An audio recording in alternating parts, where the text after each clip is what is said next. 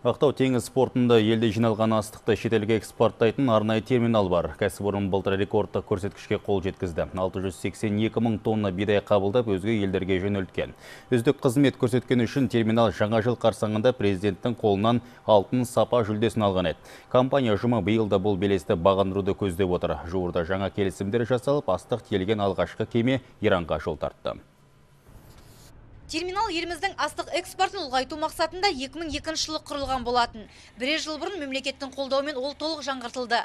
Осылайша кәсіпорын жылына 300 мың тоннадан 600 мың тоннаға дейін бидай мен арпа қабылдап, шетелге жөнелтуге мүмкіндік алды. Ал былтыр астық терминалы тарихында болмаған көрсеткішке қол жеткізді. Достижением прошлого года является это. Былтырғы жыл біз үшін сәтті жыл болды. Өндірістік қуатымыздан артық астық тиедік. 682 мың тонна бидай мен арпа шетелге экспортталды. Үздік нәтиже көрсеткеніміз үшін елбасының алтын сапа жүлдесі берілді. Бұл марапат бізді жігерлендіре түсті.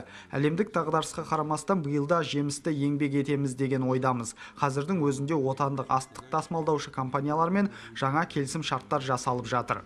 Ақтау теңіз портында орналасқан терминал 1 гектар жерді алып жатыр. Мұнда 22 мың тонна астық сақталады. Барлық жұмыс автоматты түрде жасалады. Жуырда ғана жаңа қызметке кіріскен Мақсат Сарыбаев еліміздің солтүстігінен жүк пойызымен жеткен бидай мен арпаны арнайы құрылғының көмегімен қабылдап алып, кемелерге тиеп жатыр. Арнайы курстан өткен жас маман жаңа техниканы тез-ақ меңгеріп алған. Мақсатпен бірге мұнда 60 адам еңбек етеді. Бұрын қиын болды бәрі, бәрін қолмен етіп жүктейтін еді. Қазір бәрі техника обеспечить етіп отыр, бәрі компьютеризированный көп зат. Тек бәрін уақытында ашып, жауып тұрсақ болды. Онда қиындығы жоқ, енді бұрынғыдан сәлде жеңілдеу болды жұмысымыз.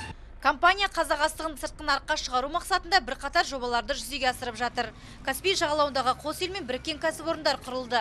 Келісімге сай Баку мен Амирабад теңіз порттарында елімізден жөнелтілетін бидайды сақтайтын қоймалар салынды. Ал болашақта Бекет Ата және Түркістан атауларын иеленген астық тасымалдайтын отандық кемелердің қатары көбеймек. Терминал басшылары құрғақ жүкке арналған 3 кемеге тапсырыс берілгенін айтты. Гүлмира Әбішева, Саламат Бекбаев, Ақтаудан.